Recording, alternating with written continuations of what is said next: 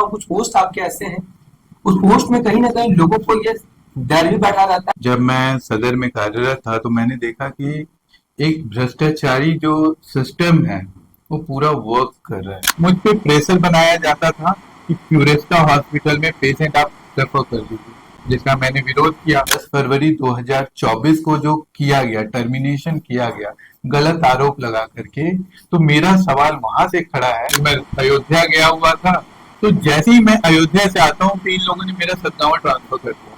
उस पर एक्शन लेने की जगह आपने मुझे ही टर्मिनेट करवा दिया। उसके बाद जब मैंने फोन पे उनको इन्फॉर्म किया तो सी टोल्ड मी, ठीक हुआ तुम्हारे साथ। की प्लानिंग करके पूरा जिला प्रशासन और सदर प्रशासन मिल करके प्लान किया कि अब ये जो बीच में कबाब में हड्डी बन गया है, ये जिला प्रशासन और सदर प्रशासन मेरी इकोनॉमिक कमर जो है उसको तोड़ने की कोशिश की। उसके टर्मिनेशन लेटर को आप देखोगे तो उसमें लिखा हुआ है, we are force to remove you doctor Saurabh. वो अपनी मर्जी से नहीं निकाले। संस्थान में वीडियो वायरल होता है, वीडियो की असली सच्चाई क्या थी? ये वीडियो को सबसे पहले तो पैसा दे करके वायरल किया गया। 10 तारीख को सिर्फ डॉक्टर सौरभ को टर्मिनेट क्यों किया? अगर वो गलत चीज है तो सबकी नौकरी जानी चाहिए थी ना। जब इस वीडियो में फोटोग्राफ में कुछ गलत था तो सर्वप्रथम उसकी एक जांच होनी चाहिए थी। अगर उसमें कुछ नशीले पदार्थ की बात करते हैं ये लोग, उस एपिसोड को अगर चलाया गया तो सबसे पहली बात, मेरा ही टर्मिनेशन क्यों हुआ? उसमें 15-20 लोग हैं। वहां पे सिर्फ और सिर्फ मुझे अपने वर्क के लिए नहीं परेशान किया गया, मुझे मेरे अपने हिंदू समाज का होने के कारण भी परेशान किया गया। हमारे टुकड़ों पे उनको सैलरी मिलती है, 1.5-2 साल 2.5 साल आते हैं, पूरा कुडरमा लूट के चले जाते हैं। मैं हिंदू समाज से बिलोंग करता हूँ, तो मुझे जय श्री राम लोग नहीं बोलेंगे तो क्या बोलेंगे? उसको यहाँ के विधायक तक ने बोल दिया कि आप तो हॉस्पिटल में नारेबाजी कर रहे हैं। तो चुनाव लड़ने से लेकर आपको जेल भेज देना, सो कॉल्ड IAS IPS होते हैं ना, वो एक फाइल लेकर के नेताजी के सामने में 10 फुट नीचे झुके हुए हैं। जितने भ्रष्टाचारी थे, जितने विधायक थे, जो जो लड़ना चाह रहे थे, अब उनके लिए मैं हो गया दुश्मन। मैंने मजाक में बोला विधानसभा लड़ूंगा। इन लोगों ने रात के अंधेरे में जैसे टेररिस्ट को उठवाया जाता है ना, वैसे उठवाया। तब नाम अनाउंस होता है 7:30 बजे, उस दिन आकर के 7:30 बजे पुलिस पे इतना प्रेशर कि उनको मुझे अरेस्ट करना पड़ता है, वो भी इलीगल तरीके से। जनता को मैं बताना चाहता हूँ, पुलिस हमारी संरक्षण के लिए है, हमारे साथ गलत करने के लिए नहीं है। ये 1 महीने जब तक इलेक्शन खत्म नहीं हुआ, रिजल्ट आने के 3 दिन पहले 19 नवंबर को रिलीज किया गया। इस कोडरमा की जनता ने आपको 10 साल दायित्व दिया, आप कहीं नजर नहीं आए। पूरा कोरोना कहीं नजर नहीं आई मैडम। लोगों का बयान लेने तो उसने एक सवाल मुझसे किया था कि नीरा मैडम को अगर इतना ही कॉन्फिडेंस है तो बीजेपी का टैग को हटा के कभी चुनाव मैदान में आ जाए तो उस पर क्या कहेंगे? वार्ड पार्षद बनने के लिए लाले पड़ जाएंगे मैडम को। कोई मोदी विरोध कर रहा है तो एक चीज लिख के रखिए, वो मोदी विरोध नहीं कर रहा है, आपके भगवे का विरोध कर रहा है, आपका विरोध कर रहा है। हमारे देश में ओवैसी जैसे लोग जब फिलिस्तीन का बड़ाई कर सकते हैं, फिलिस्तीन के लिए आवाज उठाए मोदी जी, वही चीज उससे पूछा जाता है बंगाल में हो रहा है तो बोलता है वहां पे तो ममता जी की सरकार। अरे भाई, फिलिस्तीन तुम्हारे बाप का है। मनीष कश्यप वो एक ऐसे शख्स थे जो आपके फोन पे एक बार नहीं बल्कि कई बार आए। के बाद जब मनीष भाई आए उस दिन से की मुहिम डिफरेंट हो गई। मैं राजनीति नहीं करने आया हूँ, मैं राष्ट्रनीति करने आया हूँ। मेरा उद्देश्य है राजनीति। मैं पूछना चाहता हूँ, 2 लोगों की ड्यूटी है वहां पे, मैं बता रहा हूँ, सदर आ जाऊंगा मैं। 2 लोगों की ड्यूटी है, तो ओपीडी में एक डॉक्टर दिखना चाहिए मुझे। ऐसी चीजें दिखाऊंगा, इतने गंदे गंदे कुकृत्य दिखाऊंगा वहां के डॉक्टरों की। दारू पी करके ड्यूटी करते थे, पैसे लेकर के दूसरे डॉक्टर का ड्यूटी होता था, ड्यूटी पे आता ही नहीं है। फर्जी FIR का मामला आया था। तो ये FIR क्या हुआ कि कहीं ना कहीं प्रशासनिक भ्रष्टाचार का शिकार मैं हुआ। जितने भी प्रशासनिक अधिकारी इस जिले में आते हैं वो हमारी सेवा करने के लिए आते हैं, हमारी खिदमत करने के लिए आते हैं। हम उनकी खिदमत नहीं करेंगे। जब हमने RTI लगवाया तो 65 में से मुझे लगता है 5-7 लोग थे जो झारखंड के रजिस्ट्रेशन वाले डॉक्टर हैं आपके जिले में।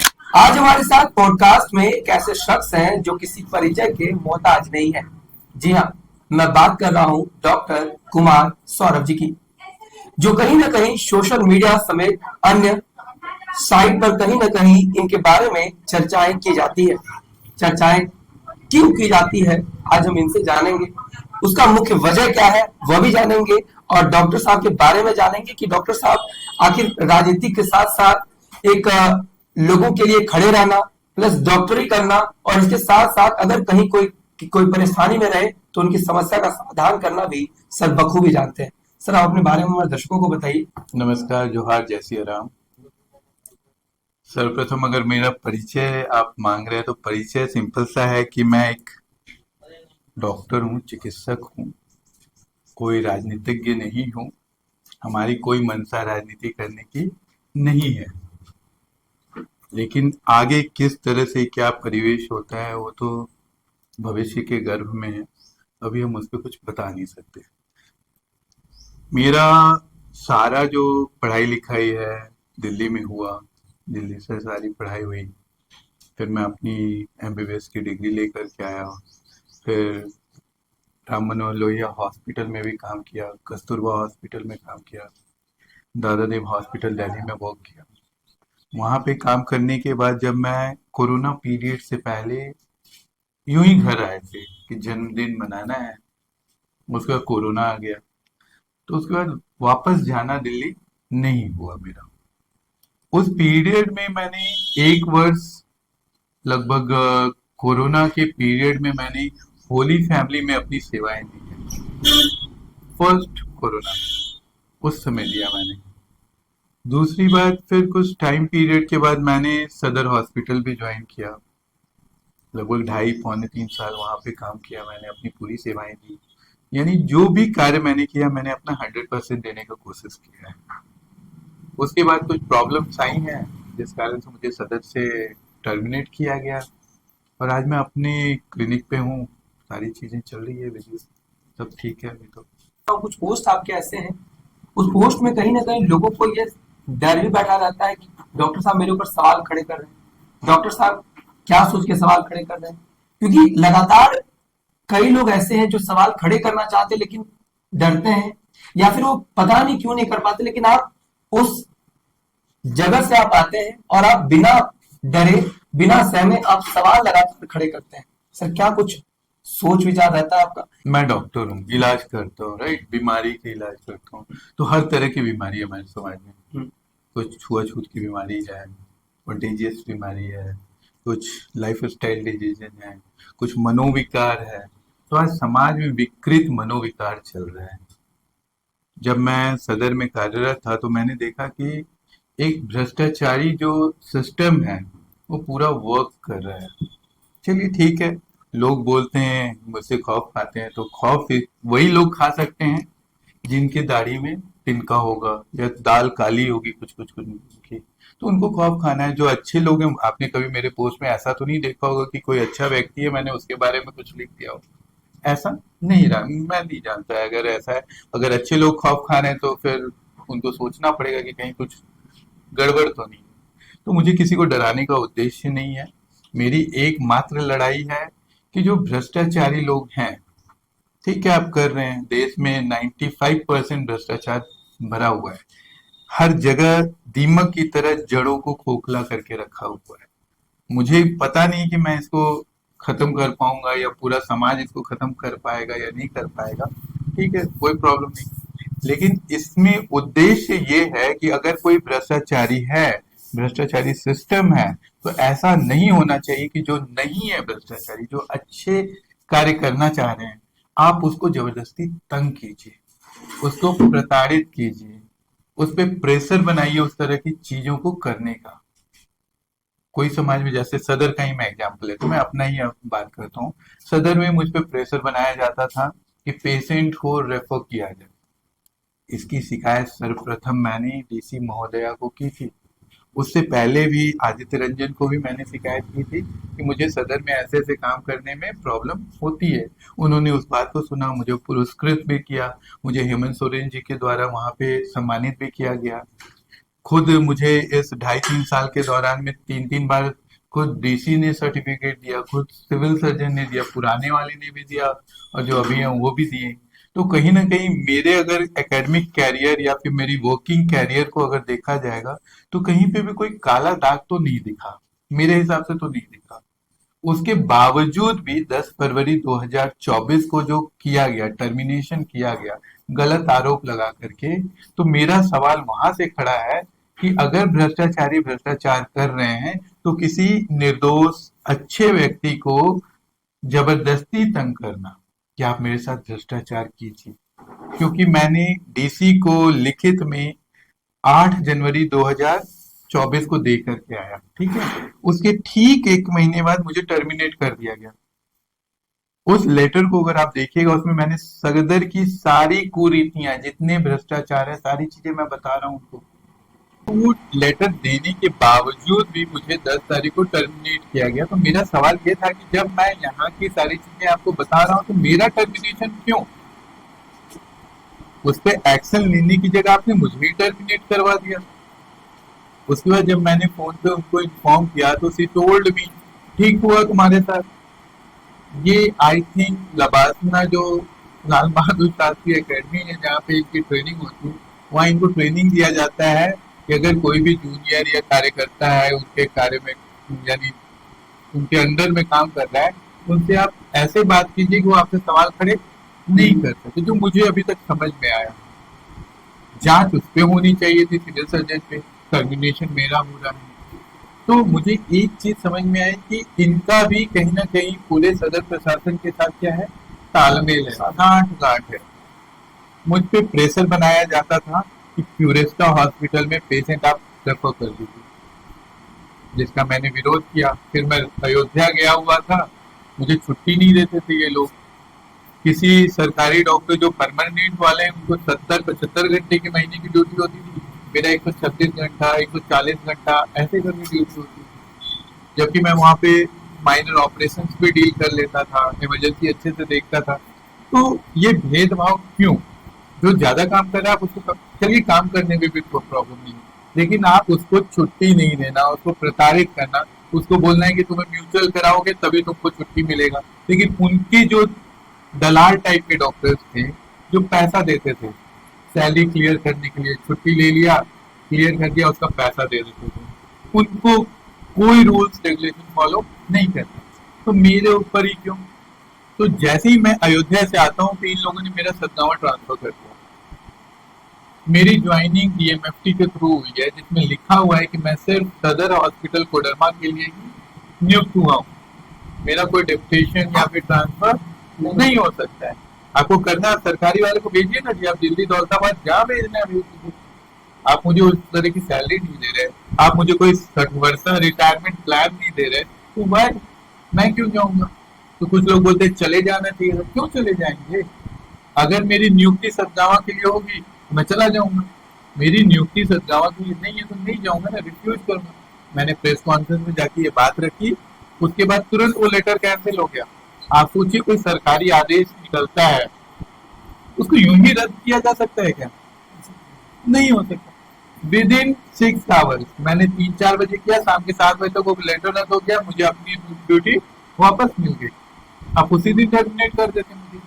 5 दिन बाद पूरी प्लानिंग करके पूरा जिला प्रशासन और सदर प्रशासन मिल करके प्लान किया कि अब ये जो बीच में कबाब में हड्डी बन गया है इनके क्यूरेस्टा के साथ, जो इनका अभी क्यूरेस्टा पे भी जांच चल रही है, जो मुझे खबर मिली है क्यूरेस्टा पे ईडी की जांच चल रही है। तो ये सारा चीज देने के बाद मेरे ऊपर ही इन लोगों ने किया, मुझे गलत तरीके से निकाला। फिर उसके बाद मुझे क्लिनिक पे तंग करते थे, इवन मैं डायलिसिस प्राइवेट देखता था, वहां पे भी फोर्स करके इन लोगों ने लिखा है, क्योंकि उसके टर्मिनेशन लेटर को आप देखोगे तो उसमें लिखा हुआ है we are force to remove you doctor Saurabh. वो अपनी मर्जी से नहीं निकाले, we are force to remove you. यानी ये जिला प्रशासन और सदर प्रशासन मेरी इकोनॉमिक कमर जो है उसको तोड़ने की कोशिश की। अगर मेरा परिवार स्ट्रांग नहीं होता, मेरा फैमिली बैकग्राउंड स्ट्रांग नहीं होता, अगर मैं यहाँ का निवासी नहीं होता, तो ये तो बहुत कुछ कर सकते थे। ये तो मुझे पूरी कोशिश थी कि इसको भगा देना है यहाँ से, लेकिन कहाँ तक भगा पाएंगे? लेकिन वो सारा चीज हुआ नहीं। मैं डरा रहा, क्योंकि बहुत सारे मैंने युवाओं को देखा है, नौकरी जाती है तो सुसाइड कर लेते हैं, डिप्रेशन में चले जाते हैं। बहुत बार तो आप न्यूज में देखते हो पूरी फैमिली सुसाइड करती है उसको। आप सोचिए, एक झटके में आप किसी की पूरी इकोनॉमिक जो स्टैंड है उसको आप खत्म कर दे रहे हैं। तो आपने तो अच्छे तरीके से मारने की कोशिश की। तो मेरा सवाल यही था कि मेरी क्या गलती थी, उसमें जांच हुई या नहीं हुई? जो भी चीज इन्होंने बोला उसका कोई स्पष्टीकरण नहीं, उसकी कोई जांच नहीं, उसकी कोई जांच नहीं निकाला है, तो उसके बाद मेरे ऊपर क्यों कार्रवाई किया गया? तो यहाँ से बात स्टार्ट हो। इन सब के बीच संस्थान में एक वीडियो वायरल होता है।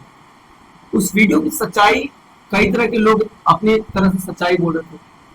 आखिर मैं आपसे जानना चाह रहा हूँ, उस वीडियो की असली सच्चाई क्या थी? ये वीडियो को सबसे पहले तो पैसा दे करके वायरल किया गया, ठीक है।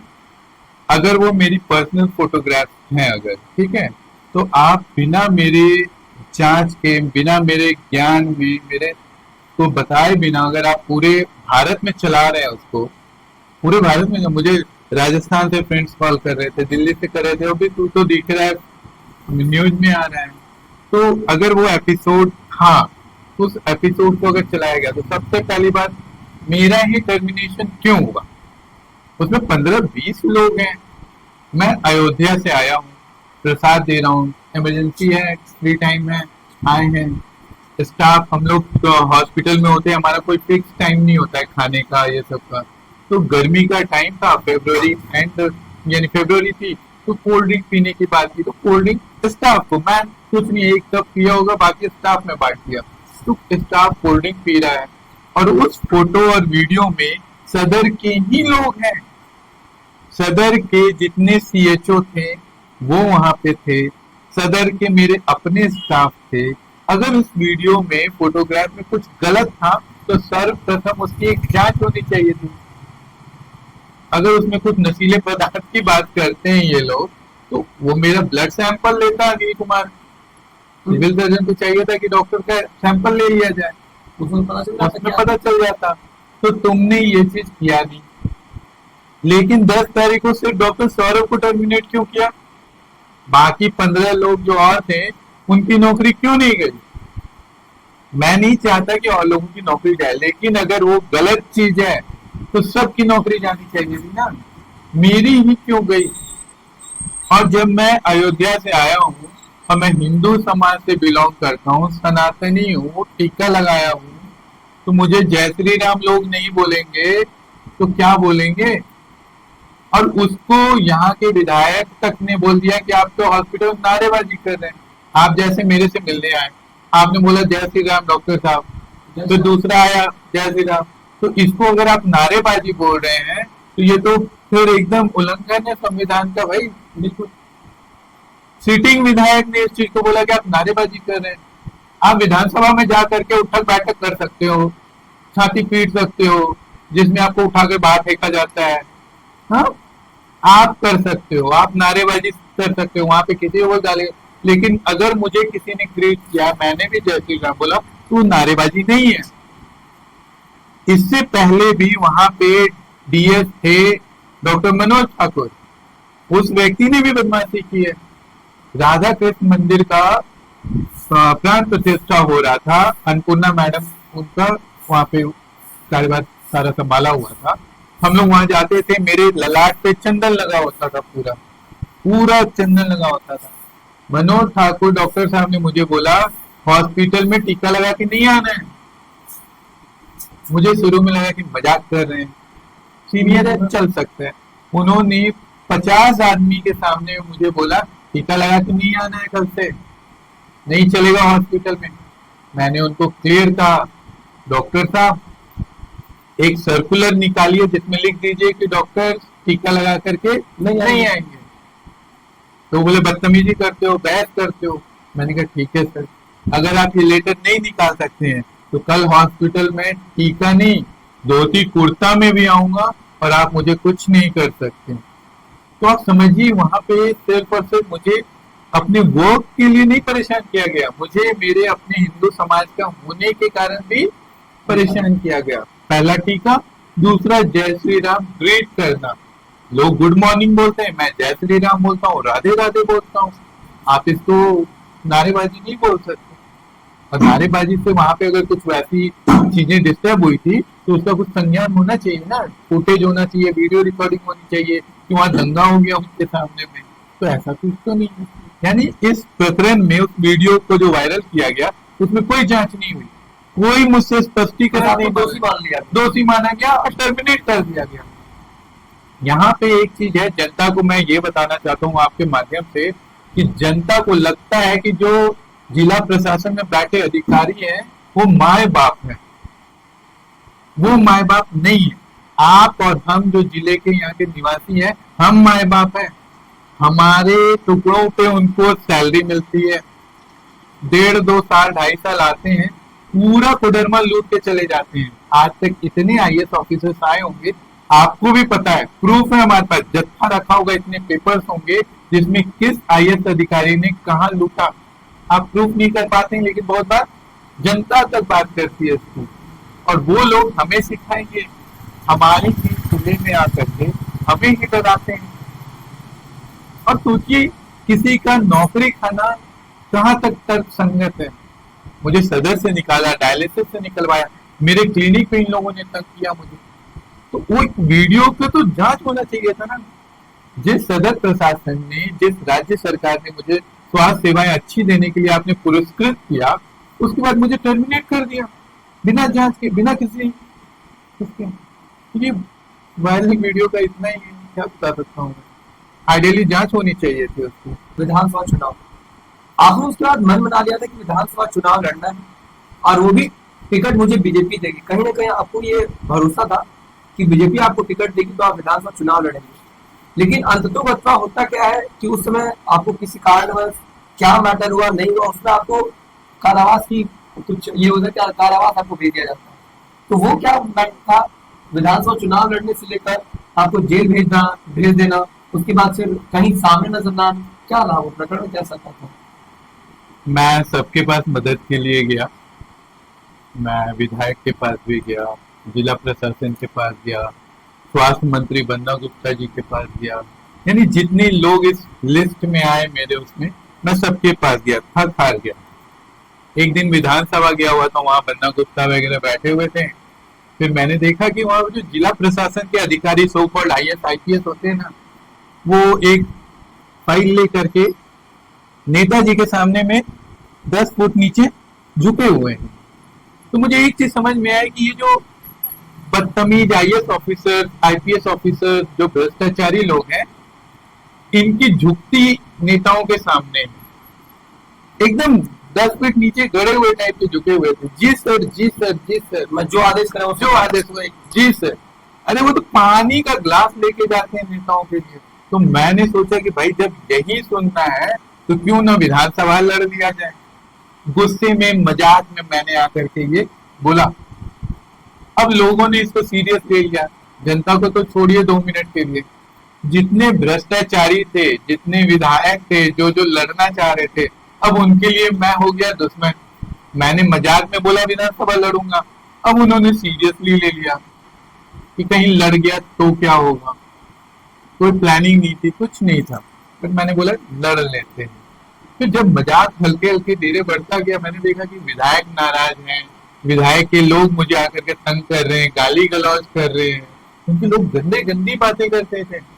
जे कॉलेज में एक व्यक्ति कार्यरत है, वो उनकी चाटुकारिता में इतनी गंदी गंदी बातें लिखा कि मैं बता नहीं सकता हूँ आपको। आइडियली उस व्यक्ति पे एफआईआर होनी चाहिए थी, अभी भी सारी चीजें रखी हुई हैं। मैंने सोचा चलो छोड़ो, कितने लोगों से पंगा लेंगे, तो मैंने छोड़ दिया। लेकिन वो जो चीज मुझे समझ में आई कि मुझसे ज्यादा उनको इंटरेस्ट आ गया कि अब तो विधानसभा नहीं लड़ देगा। अब उस चीज को रोकने के लिए इन लोगों ने बहुत कोशिश की, मेरे खिलाफ बहुत षड्यंत्र रचे। एक आपने एपिसोड सुना होगा सदर में कि एक मुस्लिम युवक लड़का हॉस्पिटल में जाता है, उस पर बेचारे पे छेड़खानी का आरोप लगता है। अब क्या है वो जांच का विषय, मुझे उतना आइडिया नहीं। उस लड़के को इसलिए पिटवाया गया ताकि वो बोल दे कि डॉक्टर सौरभ, जबकि मैं उस लड़के को जानता नहीं, पहचानता नहीं। इस हद तक ये लोग गिर गए थे मुझे अरेस्ट कराने के लिए। वो तो धन्य है प्रशासन का कि उन्होंने ऐसी गलत कोई भी काम नहीं की। मैं सही बोल रहा हूँ कि पुलिस प्रशासन ने अभी तक तो कोई गलत नहीं किया, बट कहीं ना कहीं 19 अक्टूबर जो आता है ना, उस दिन प्रेशर आया ऊपर से। ये बहुत बड़ा, आप सोचिए एक नॉर्मल डॉक्टर को जो कि एक भ्रष्टाचार के खिलाफ नॉर्मल सी बातें कर रहा है, किसी को गाली गलौज नहीं दे रहा है, उसको 7 बजे शाम में, जिस दिन नीरा यादव का टिकट का नाम अनाउंस होता है 7:30 बजे, उस दिन आकर के 7:30 बजे पुलिस पे इतना प्रेशर कि उनको मुझे अरेस्ट करना पड़ता है, वो भी इलीगल तरीके से, without notice, without any notice. मुझे जो अरेस्टिंग किया गया उस केस का एक भी नोटिस मेरे पास नहीं आया, आज तक नहीं आया। वो 3 साल पुराना केस है, ऐसा नहीं है कि मुझे नहीं पता था, मुझे भी पता था, बट आज तक नोटिस नहीं आया, तो मैं उस पर क्यों कोई कार्रवाई करूं। और आईटी एक्ट है, वो कोई मर्डर का एक्ट नहीं था, क्रिमिनल ऑफेंस नहीं था, कुछ नहीं था। कुछ दंगा हुआ था, मैंने इन्फॉर्म किया कि यहाँ पे दंगा हुआ, मुझे अपनी क्लिनिक बंद करके जाना पड़ रहा है, वो था। उसमें कोडरमा पुलिस ने लिखा है कि हमने इस पे कार्रवाई की है, मेरे पास वो ट्वीट अभी भी पड़ा हुआ है, जिसमें खुद गच रही है पुलिस कि भैया ये काम हुआ है, हम सब शांति माहौल बना रहे हैं। उसके बाद इन्होंने मुझे उठवाया। अब सोचिए पुलिस पे कितना बड़ा प्रेशर होगा। तो जो लोग बोलते हैं कि डॉक्टर सौरभ तो अकेले हैं, स्वयंभू हैं, तो अगर डॉक्टर सौरभ स्वयंभू हैं, अकेले चल रहे हैं, तो इतने बड़े बड़े लोगों को मुझे अरेस्ट कराने की जरूरत क्या थी? है कि नहीं?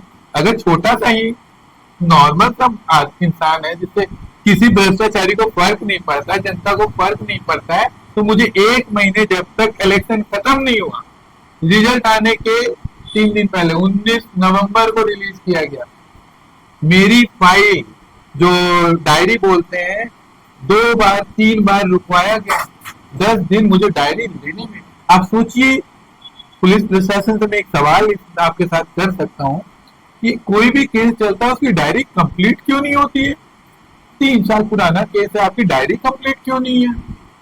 यानी कि आप इन सारी चीजों को लंबे बस्ते में रखते हैं ताकि जब मौका मिले तब उसको मॉडिफाई करके आप कर दीजिए। तो जनता को मैं बताना चाहता हूं, पुलिस हमारी संरक्षण के लिए है, हमारे साथ गलत करने के लिए नहीं है। अगर भविष्य में किसी के साथ कोई इस तरह का घटना होता है तो आप पुलिस से सवाल खड़े कर सकते हैं। बहुत सारे प्रोसेस है इसकी, आपको कोई भी ऐसे आकर के अरेस्ट नहीं कर सकता है। मुझे कुछ चीजों की जानकारी उस समय नहीं थी, मैं सीधे तरीके से चला गया। मुझे अगर किसी ने भी थोड़ी सी जानकारी दी होती तो पहले मैं नोटिस मांगता। इन लोगों ने रात के अंधेरे में जैसे एक टेररिस्ट को उठवाया जाता है ना, वैसे उठवाया। और 7:30 बजे हमारी विधायक मीरा है तो पीड़ा है, उनका नाम घोषणा हो गया बीजेपी से। 19 तारीख तक, आप सोचिए 1 महीने पहले ही लगभग सभी लिस्ट निकल चुके हैं। कोडरमा विधायक का नाम क्यों नहीं आया था 1 महीने? तो मैं इसमें अपनी पार्टी से भी एक तरह से क्वेश्चन पूछता हूँ, कहीं ये पैसे का तो खेल नहीं हो गया? अगर पैसे का ही खेल है तो हमारी भावनाओं के साथ क्यों खेला? मोदी जी ने बोला था, आप बोले कि आपको बहुत उम्मीद थी कि भाजपा ही टिकट देगी। यस, उम्मीद थी भाई। क्यों थी वो मैं बताता हूँ आपको। क्योंकि मोदी जी ने 3 जगह भाषण पे बोला। पहले तो लाल किले से बोला, फिर एक बार और कहीं गए थे भाषण में, वहां पे बोला कि इस बार हम चुनाव में युवाओं को उतारेंगे। आप उत्तर प्रदेश का लिस्ट निकाल लीजिए, आप झारखंड का लिस्ट निकाल लीजिए, युवा दिखे क्या? झारखंड में एक भी युवा नहीं दिखे, एक भी युवा नहीं। सिटिंग विधायक, ठीक है, सिटिंग विधायक नीरा मैडम, नाम ले रहा हूं मैं आपको, नीरा मैडम सिटिंग विधायक 5 साल मंत्री पद पे रही है, शिक्षा मंत्री रही है। 10 साल उनका कार्यकाल रहा जिसमें जनता पूरे नाखुश थी। सर्वे हुआ है इसका, प्रॉपर सर्वे हुआ, जनता ने बोला इस बार तो हमको परिवर्तन कर देना है। सोचिए कोई 10 साल का सिटिंग विधायक 5,500 वोट से जीतता है तो शर्मनाक है, शर्मनाक। अगर कोई बोलते, मुझे लोग बोलते हैं अरे तुम तो 5,000 ला के दिखाओ, मैं बोलता हूँ अगर ये 1 साल में अगर मेरे साथ एक व्यक्ति भी खड़ा है तो आने वाले जीवन में, पूरा जो जीवन काल है मेरा, मैं उस व्यक्ति के लिए लड़ता रहूंगा। जिस कोडरमा की जनता ने आपको 10 साल दायित्व दिया, आप कहीं नजर नहीं आए, पूरा कोरोना कहीं नजर नहीं आई मैडम। 2.5 साल तो गए। तो इंटरप्ट करना चाह रहा हूँ, मुझे किसी ने कहा था जब मैं विधानसभा चुनाव में, जब मैं सीधा ब्यौरा निकाल रहा था, जब मैं लोगों का बयान ले रहा था, तो उसमें बहुत अच्छे किसी ने जवाब मतलब सवाल मुझसे किया था कि नीरा मैडम को अगर इतना ही कॉन्फिडेंस है तो बीजेपी का टैग को हटा के कभी चुनाव मैदान में आ जाए, तो उस पर क्या कहेंगे? वार्ड पार्षद नहीं बन पाएंगे, वार्ड पार्षद बनने के लिए लाले पड़ जाएंगे मैडम को। मुझे दुख इस बात का है, मैं नहीं जानता, जो भी उनका अपना सारा चीज अपनी छवि है, 10 साल जो भी कुछ भी अर्जित किया होगा अपनी मेहनत से किया होगा, एग्री, लेकिन कभी भी किसी ऐसे युवा को आप इस तरह से बेइज्जत मत कीजिए। आप मदद नहीं कर सकते, इट्स ओके, कोई दिक्कत नहीं। आपने मुझे बोला क्या कर सकते हैं, आप नारेबाजी करते हैं, क्या बात कर रही हैं आप? जिस पार्टी से आप बिलोंग करती हैं उस पार्टी से मैं बिलोंग करता हूं। जितनी कर्मठ आप नहीं है उससे ज्यादा कर्मठ हम अपनी पार्टी के लिए हैं। हमने 2012 से, तब मोदी जी प्रधानमंत्री नहीं थे, सोशल मीडिया, आप मेरे फेसबुक पे जाएंगे तो 2012 से आपको मोदी जी के लिए पोस्ट दिखते रहेंगे। फिर हमारे सीएम हाँ, उस समय से जब चर्चा शुरू हुई थी मोदी को पीएम बनाने की, 2014 में हमने 6 महीने, मैं अपनी डिग्री को साइड में रख करके 6 महीने पूरा लगा रहा मोदी जी के चुनाव में। मैं ये नहीं बताना चाह रहा मैंने क्या किया नहीं किया, मैं ये बताना चाह रहा हूँ कि जनता को पता होना चाहिए। आप जो बोल देते हैं अरे इसकी क्या हैसियत है, हर गिलहरी योगदान को माना जाता है। भगवान श्री राम ने गिलहरी के भी योगदान को चरितार्थ कर दिया, बता दिया कि गिलहरी का भी ये स्वरूप है, आशीर्वाद 3 उंगली फेर दी उनपे। तो भैया अगर 2014 इलेक्शन, अगर भारतीय जनता पार्टी बोलती है ऐतिहासिक इलेक्शन है, तो हमारे योगदान को कैसे कोई भूल सकता है? 6 महीना अगर लाख रुपए की भी सैलरी है तो आप कैलकुलेट कीजिए, टाइम देना। हमें बीजेपी ने कोई पैसा थोड़ी दिया उस समय करने के लिए। मोदी जी, वाई मोदी जी, तो मैं एक चीज बताता हूँ, वो एक ऐसे व्यक्ति है, जब पहली बार 8 फरवरी को एक ग्रुप कॉल हुआ था जिसमें लगभग मिशन 272 वाले हम लोग, उसमें मोदी जी ने कॉल में हम लोगों से बात की थी, हम लोगों को दायित्व दिया गया था, तो मिला भी नहीं था उस समय, लेकिन वो जो बात था, वो जो एक टोन बोलते हैं, वो आकर के दिल को ऐसी लगी कि कोई तो आया है भारत में कुछ बदलने के लिए।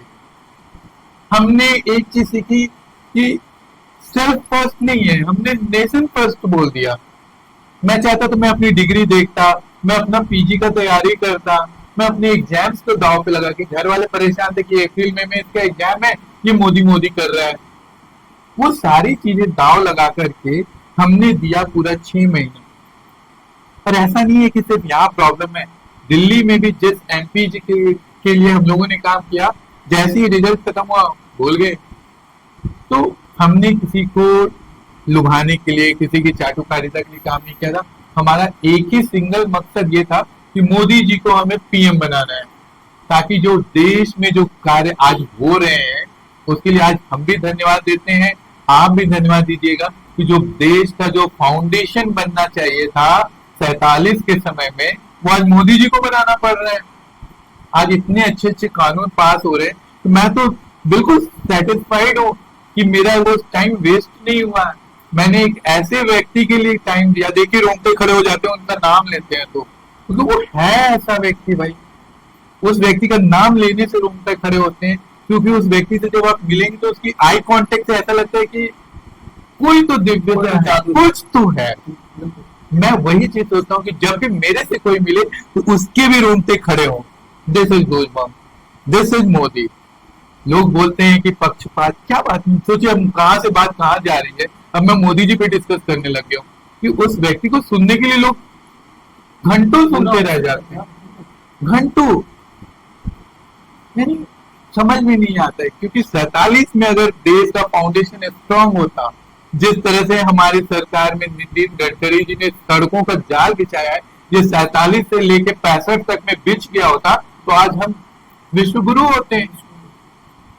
कांग्रेस ने तो सड़कें बनाई नहीं, ताकि आप कहाँ रहे, आप झारखंड के झारखंड में यूनिवर्सिटी में रह जाए, आप बाहर पढ़ने जा नहीं सके, आप विदेश जाए नहीं, आपकी अच्छी कोई शिक्षा नहीं हो, आपको हमें बेवकूफ बना के कांग्रेस वोट लेते रहे। सर्वांगीण विकास के दौर में नहीं, बिल्कुल आप एक्सेप्ट कीजिए नहीं कीजिए, कोई करता है मुझे फर्क नहीं पड़ता। मुझे आज यही संतुष्टि है कि मेरे वोट का, मेरी दादी, मैं बताता हूँ, फ्रीडम फाइटर थी, 85 में यही इंदरवा स्कूल से रिटायर्ड है, उन्होंने 2014 में वोट दिया, आज भी वो फोटो और वीडियो है, मोदी को वोट दे के आना है।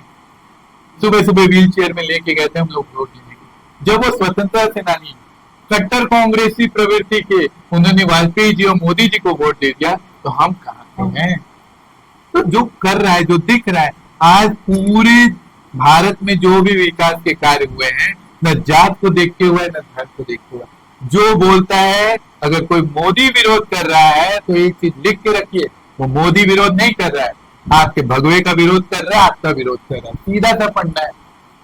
आज जो कंडीशन हम देख रहे हैं भारत में चल रही है, ठीक है, तो मोदी जी ने कुछ नहीं किया। वो जो तारपीन का तेल नहीं बोलते हैं, टर्पेंटाइन ऑयल, हर बिल में डाल दिया है।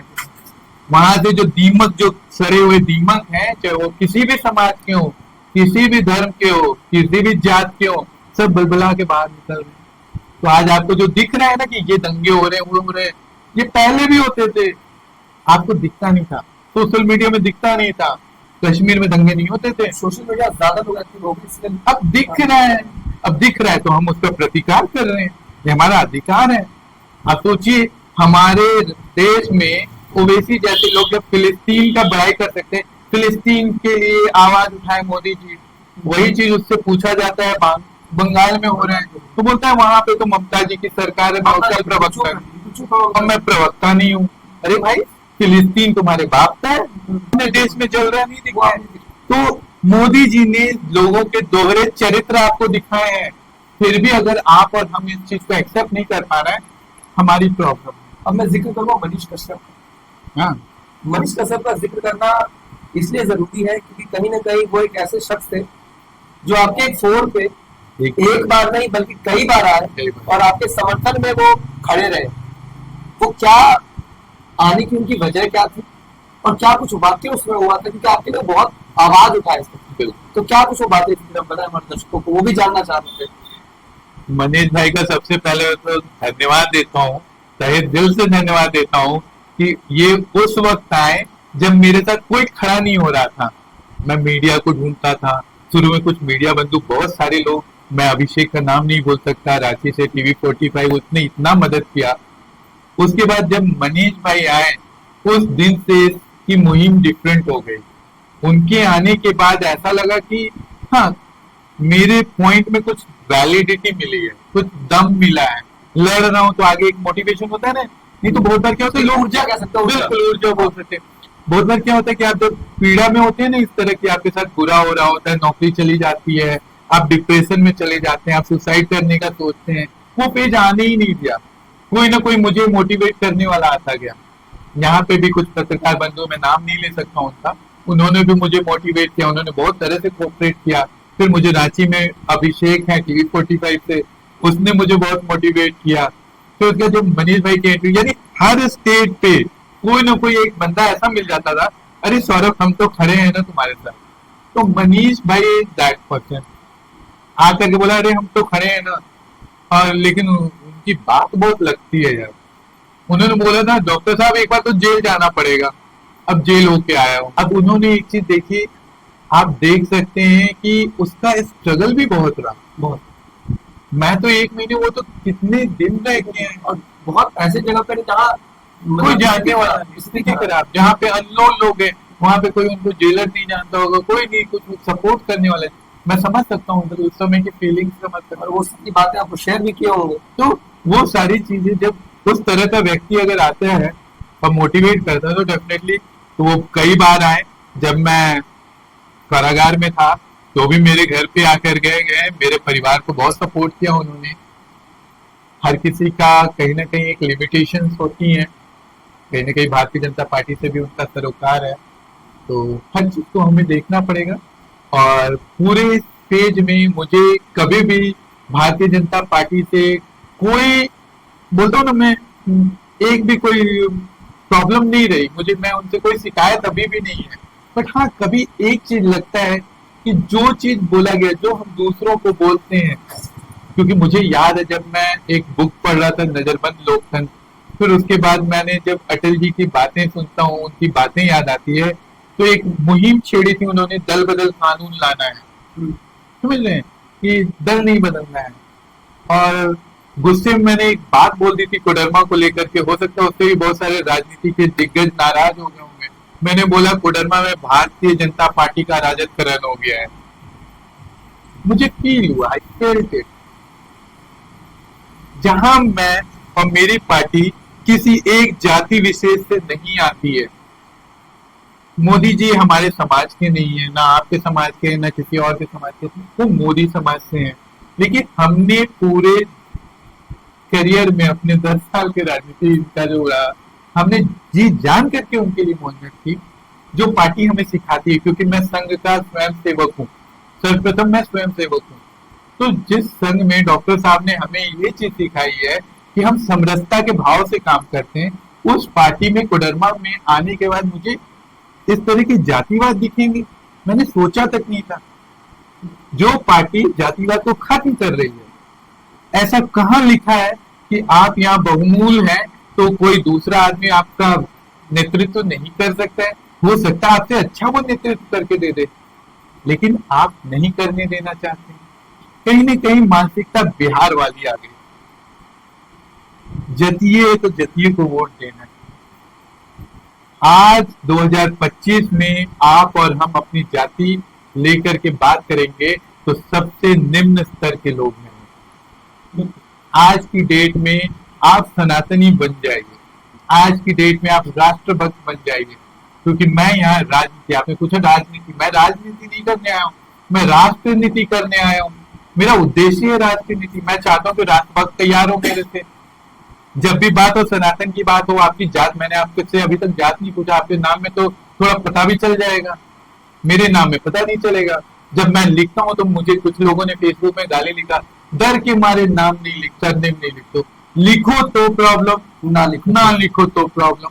आपके अनुसार हम चल नहीं सकते, आपके अनुसार चल नहीं सकते। तो मैं ये स्टैंड आपके माध्यम से कोडरमा की जनता को क्लियर करना चाहता हूँ, जब तक हम जातिवाद से ऊपर नहीं उठेंगे कोई विकास नहीं हो सकता है।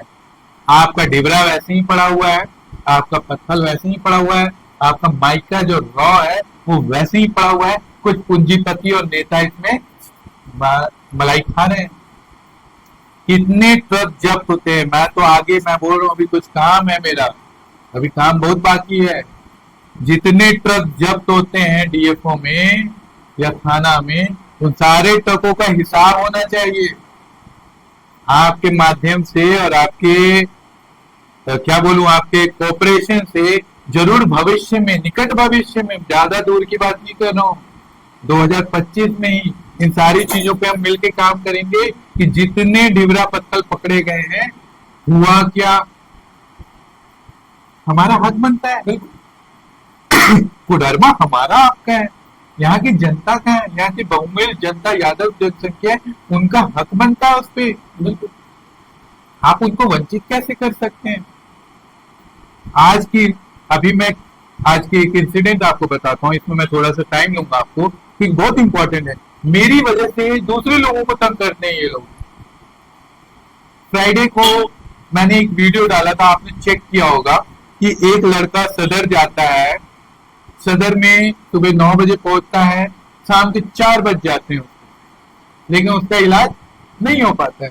हड्डी वाला भेजता है, ओपीडी में जाओ, ओपीडी बोलता है हड्डी में जाओ, फिर उसको इमरजेंसी में जाना पड़ता है, इमरजेंसी का डॉक्टर बोलता है ये मेरा काम नहीं है, रिपोर्ट हम नहीं देखेंगे। अरे काय के एमबीबीएस किए कि एक रिपोर्ट नहीं तुमको देखने आता है जी? कोई बालक है, 22 साल 23 साल 24 साल का लड़का है, आपको बोला ऐसा रिपोर्ट देख के बता दीजिए। अरे देख के बता दो, ठीक है ये गलत है, तुम उसको पूरा दिन घुमाए हो, ठीक है। उसके बाद कल वो लड़का सुबह 10 बजे फिर जाता है और हड्डी का डॉक्टर नहीं मिलता है। मैं पूछना चाहता हूँ, 2 लोगों की ड्यूटी है वहां पे, मैं बता रहा हूँ, सदर आ जाऊंगा मैं, 2 लोगों की ड्यूटी है, तो ओपीडी में एक डॉक्टर दिखना चाहिए मुझे, या तो नाम काट दिया जाए वहां से।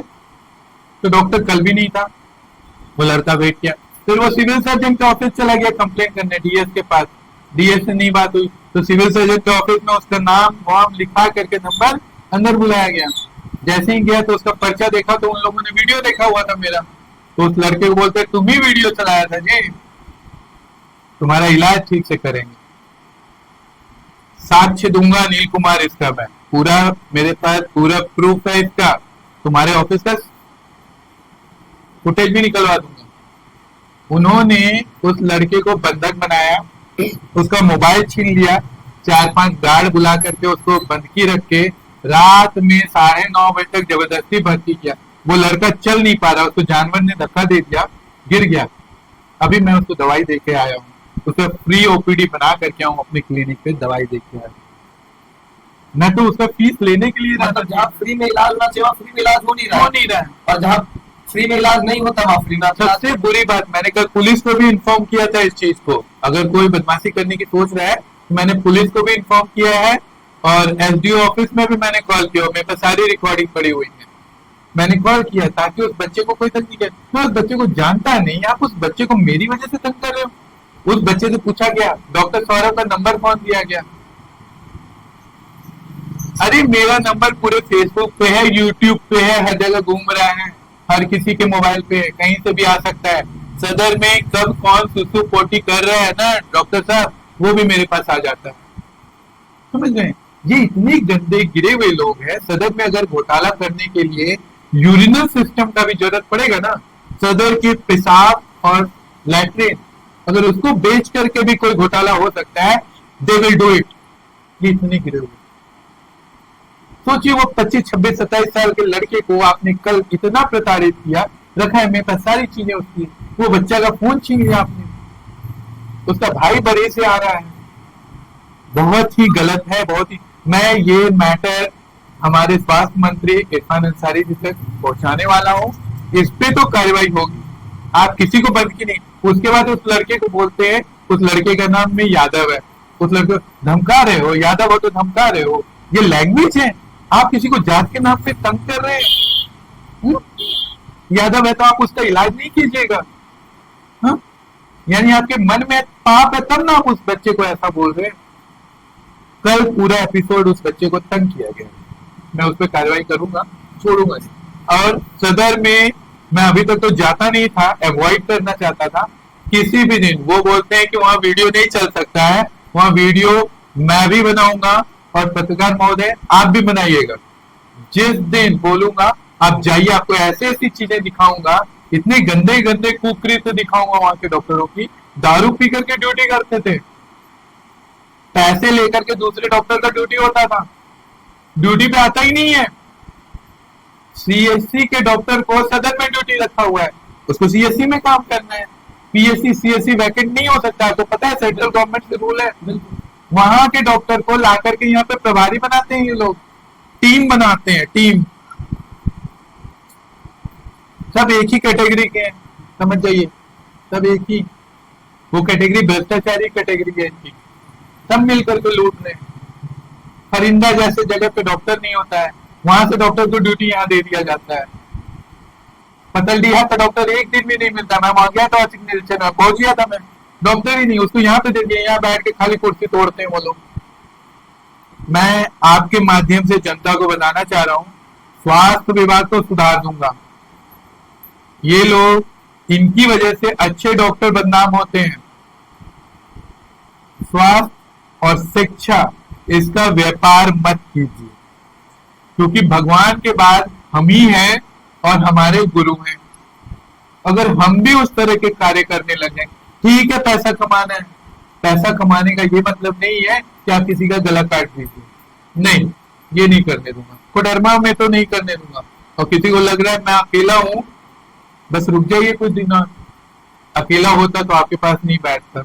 अभी फर्जी एफआईआर का मामला आया था आपको, जिसमें कुछ पोस्ट के रिगार्डिंग आया था, जो सुनने को मिला, काफी वो ट्रेंडिंग में रहा लोगों के बीच में। क्या मुद्दा था वो, क्या उसको लेकर क्या मैटर था, क्या आपने आवाज उठाई, क्या कुछ पूरा बात है?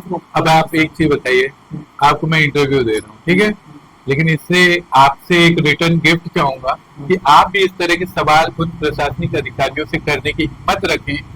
मान लीजिए मेरे ऊपर एफआईआर, ठीक है, एफआईआर हुआ, कॉमन है, हर क्रांतिकारी के ऊपर एफआईआर है जी। हमारे वीर सावरकर 21 साल तक रहे, हाँ? उसके बाद भी लोग इतने गिरे हुए उनको कुछ भी बोलते हैं, हाँ? इतने साल जेल में रहने के बाद उसके बाद बोलते हैं माफी मांगते थे। अरे माफी मांग लेते तो उतने वर्ष तक वो वहां रहते जेल में, क्या मूर्खतापूर्ण बात करते हो। माफी तो नेहरू ने मांगी होगी, माफी नेहरू के खानदान ने मांगी होगी, तब ना बाहर से ओट बोट टोट। तो हर क्रांतिकारी अगर आप देखिएगा तो धोती और खलता में दिखता है। अगर कोई भी क्रांतिकारी पुराना आपको सूट बूट में दिख जाए तो विश्वास मत कीजिएगा उसको, उन्होंने ब्रिटिशर्स की दलाली की होगी, पहला चीज। अब इस एफआईआर की बात करते हैं तो ये एफआईआर क्या हुआ कि कहीं ना कहीं प्रशासनिक भ्रष्टाचार का शिकार मैं हुआ। ट्विटर पे कुछ ट्रेंड कर रहा था जिला प्रशासन को लेकर के, उनके भ्रष्टाचार को लेकर के, तो मैंने भी लिखा इसी भ्रष्टाचारी ने मेरी नौकरी खाई है। मैंने गाली नहीं लिखा भाई, मैंने सिर्फ लिखा भ्रष्टाचारी।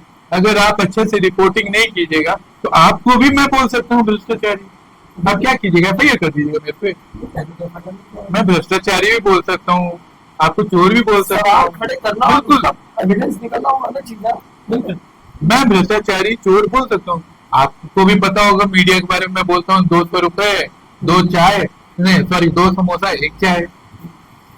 अब ये बोलने के लिए आप मेरे ऊपर एफआईआर कीजिएगा तो मैं प्रूव कर दूंगा, बात और आगे बढ़ जाएगी। पहली बात तो अगर कोई भी ब्लेम करता है तो इसका ये मतलब नहीं कि आप गलत ही हैं, हो सकता है आप सही हो, अच्छी बात है, बहुत अच्छी बात है, लेकिन मेरी अभिव्यक्ति की आजादी है। मुझे संविधान कहता है कि मैं आपसे पूछ सकता हूँ सवाल। मैं मीडिया जो हमारा चतुर्थ स्तंभ है, पूरे विश्व में भारत एकमात्र देश है, आपको पता होना चाहिए कि मीडिया को चतुर्थ स्तंभ बनाया गया है। जो यहाँ पे फ्री मीडिया दूसरे जगह का दिखाते हैं ना, कहीं फ्री मीडिया नहीं है। जितनी बेबाकी से आप पूछ लेते हैं, हम पूछ लेते हैं, कहीं पूछ के दिखाइए आप, रसिया जाइए एक बार, पुतिन साहब अच्छे से स्वागत करेंगे सबका। तो जो कुएं के मेढक है उनको बाहर का कुछ पता आया नहीं, जो मृत लिया तो बाहर निकले नहीं है, वो ज्ञान देंगे विश्व की, समझ रहे हैं। तो उस एफआईआर में अगर मैंने कुछ बोला तो मेरे ऊपर एफआईआर होगी। तो एक पत्रकार महोदय ने बहुत सारा पोस्ट चला दिया, जो आप समझ रहे हैं। मैंने उनसे यही सवाल किया कि यही सवाल आप जिला प्रशासन से पूछते, इससे भ्रष्टाचारी बोलने का आप एफआईआर कर दीजिएगा। संवैधानिक अभिव्यक्ति की आजादी है। मोदी जी को चोर बोलते हैं, कातिल बोलते हैं, लुटेरा बोलते हैं, क्या क्या नहीं बोलते हैं मेरे मोदी को। मैंने भी उस दिन डिसाइड किया डेली 50 एफआईआर ऑनलाइन करूंगा, जो भी मोदी जी को गाली लिखेगा उसके नाम का एफआईआर भेजूंगा। I will do it. अगर आज भी जिला प्रशासन, आपके माध्यम से बता रहा हूं, भविष्य में कोई भी बदमाशी करता है, मैं डेली 50 एफआईआर करूंगा, मेरे मोदी जी के लिए कोई भी खराब बोलेगा तो आई विल डू इट। यानी भ्रष्टाचारी बोल दिया तो एफआईआर कर दोगे, कल को चोर बोल दूंगा एफआईआर कर दोगे। तो भैया हम तुम्हारी गुलामी थोड़ी करने आए हैं। मैं आपके माध्यम से बता रहा हूं, जितने भी प्रशासनिक अधिकारी इस जिले में आते हैं वो हमारी सेवा करने के लिए आते हैं, हमारी खिदमत करने के लिए आते हैं। हम उनकी खिदमत नहीं करेंगे। मेरे रहते हुए इस जिले में भ्रष्टाचार नहीं चलेगा। समय लगेगा, समय लगेगा। जितने जनप्रतिनिधि यहाँ पे हैं भ्रष्टाचारी, सबकी छुट्टी होगी। अब यहाँ पे क्या है, हर जनप्रतिनिधि के कुछ दलाल हैं, हर जनप्रतिनिधि के उनका एजेंट होता है। जैसे ही मैं बोलूं, मैंने नाम भी नहीं लिया, अब वो गाली देना शुरू हो जाता है। यानी मैंने जनप्रतिनिधि का नाम नहीं लिया, उसके एजेंट आके गाली दे रहे हैं, मतलब उसको भी पता है उसका जनप्रतिनिधि चोर है। कैसे कोरिलेट कर लिया, बिना नाम बताए वो कोरिलेट कर रहा है कि मेरे ही फलाना के बारे में बोल रहे हैं। यानी बात में सच्चाई है जनाब। जब कोई आईएएस अधिकारी अपनी बीवी से पिट जाए तो कहानी तो बनेगा ना, पुरानी कहानी है। मैं तो आज बस इतना सही मसाला दे के आपको जा रहा हूँ कि पूर्व में कोडरमा में एक आईएएस अधिकारी था, अपनी बीवी से पिटा था, सुना है मैंने, कहानी जनता की मुंह जुबानी है। अब इस पे जांच का विषय है, पिटा था या नहीं पिटा था। तो ऐसे एफआईआर पे मैं कोई ध्यान नहीं देता। अब जब भगत सिंह बनी गए हैं तो ऐसे एफआईआर और आएंगे। मोदी जी बोलते हैं बहुत एफआईआर है, मोदी जी को यूएस ने बैन किया हुआ था, आज यूएस बोलता है जय श्री राम नमस्कार। तो देश में मेरे मोदी जैसा ना आया है ना आएगा। जो वो कर रहे हैं, जो करके जा रहे हैं, तो उसका कोई तोड़ नहीं है। तो ऐसे एफआईआर आएंगे। हम लोग मोदी भक्त हैं, अंधभक्त हैं, लोग बोलते हैं, हम तैयार है ये सब सुनने के लिए, सारे एफआईआर ले लेंगे। वो बैज है हमारा, तमगा है, लगा के लटकाते हैं। 40 साल में आपने कभी सुना है कि डीसी ने एफआईआर किया है किसी पे? है कहीं सुना आपने? आज आप जाके गूगल कीजिएगा कोडरमा जिला में कितनी बार प्रशासनिक अधिकारी ने किसी पे एफआईआर करवाया है।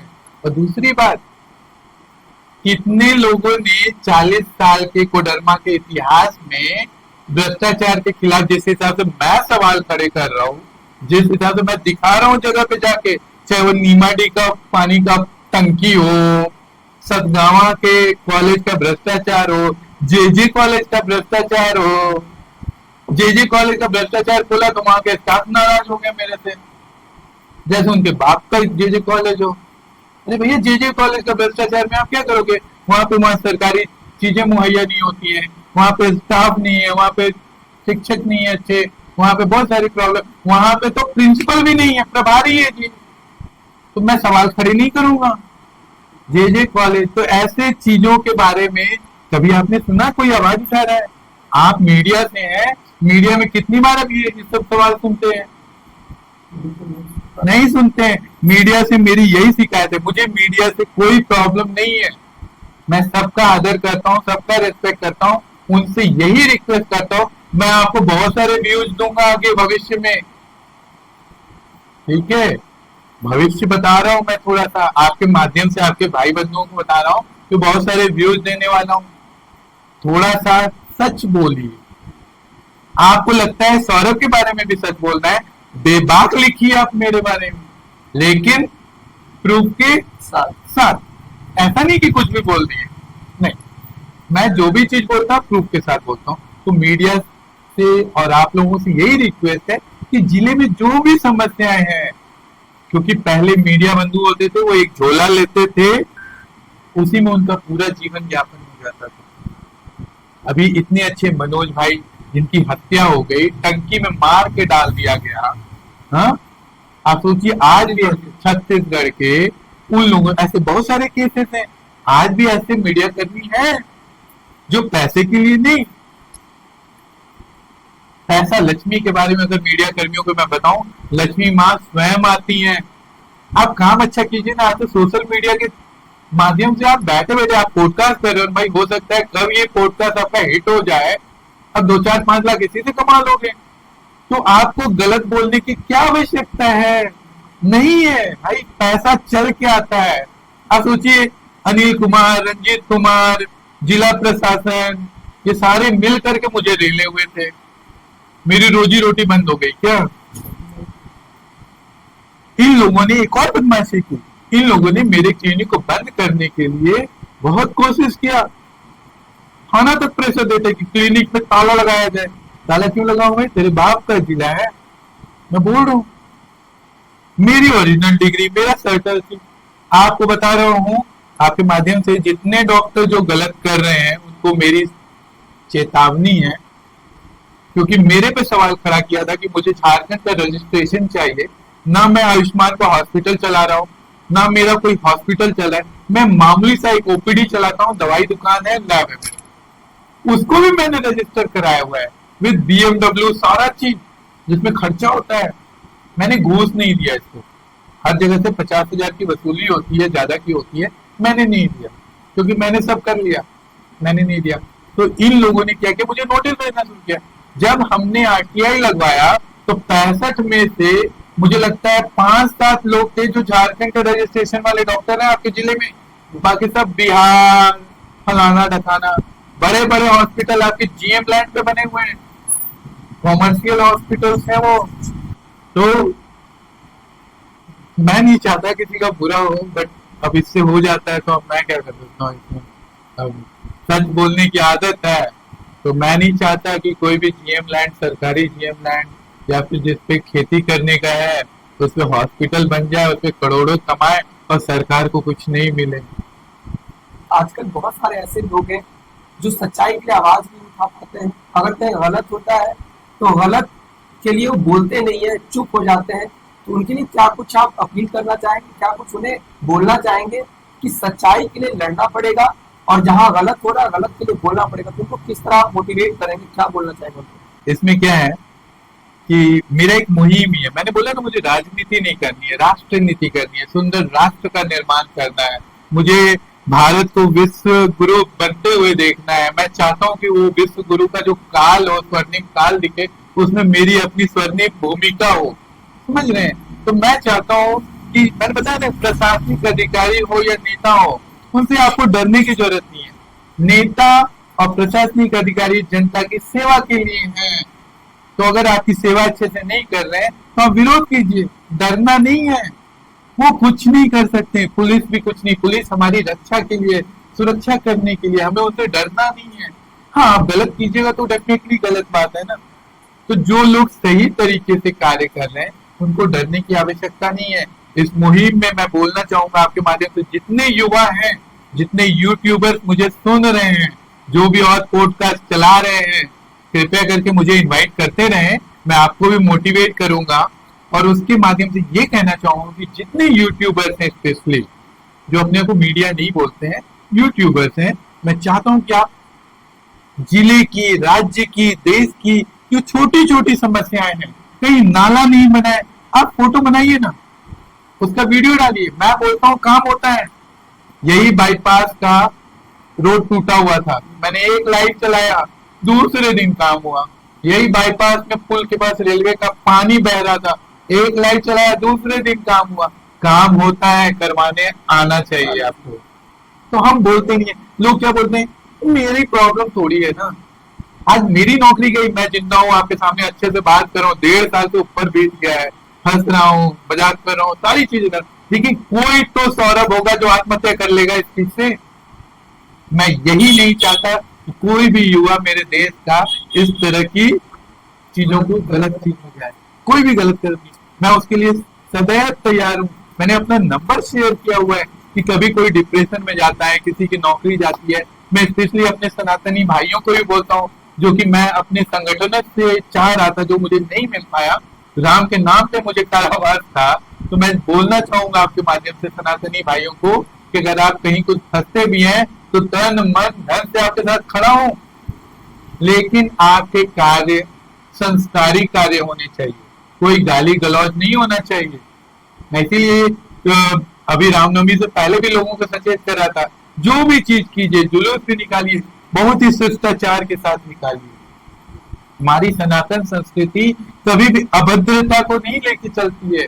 हम तो उस राम और कृष्ण के पुजारी हैं जिनका चरित्र हम 0.01% भी अगर ले आए अपने चरित्र में तो सब बदल जाएगा। तो हमारे ऊपर लांछन, तो रिक्वेस्ट यही है, न दारू पी के हमें जुलूस में जाना है, न कुछ अभद्र से करना है, हमें अच्छे तरीके से। उसके बाद अगर कोई आपको तंग करता है, मैं खड़ा हूं, क्योंकि मेरे साथ इस जिले का एक भी संगठन खड़ा नहीं हुआ, एक भी व्यक्ति मेरे निकलने के बाद आकर के ये नहीं बोला कि सौरभ सॉरी, हम आपकी मदद नहीं करते। वो फेसबुक पे लाठी भाला सब दिखाएंगे, मंच सजेगा, यहाँ मंच बिकते हैं आपके यहाँ, तो ऐसे सनातनी मंच बिक जाते हैं। उस मंच पे हिम्मत है तो मुझे बुला दें, वहां पे वैसे लोग विराजमान हैं जो पैसे के बल पे पहुंचते हैं, मैं नहीं जाता। किसी दिन होगा मंच, हम खुद तैयार कर देंगे, इतना बड़ा मंच तैयार करेंगे सनातनी कि लोग देखते रह जाएंगे। हमें किसी मंच की आवश्यकता नहीं है, लेकिन यही है, युवा को समझना जरूरी है। आप अपने ऊपर, आज मैं डॉक्टर नहीं होता तो मेरी इज्जत नहीं होती, मैं आपको बोल रहा हूँ, आप जो मुझे बुलाए हो यहाँ पे, तो एक कहीं ना कहीं मेरे नाम के आगे डॉक्टर लगा हुआ है, उस लगे रहने के बाद मैं इतनी सारी चीजें कर रहा हूँ। तो हो सकता है आपके अंदर, अब पता नहीं, आपको मैं नहीं जानता आपके दिल का, हो सकता है एक रिस्पेक्ट बड़ी हो कि डॉक्टर है इतना कर रहा है।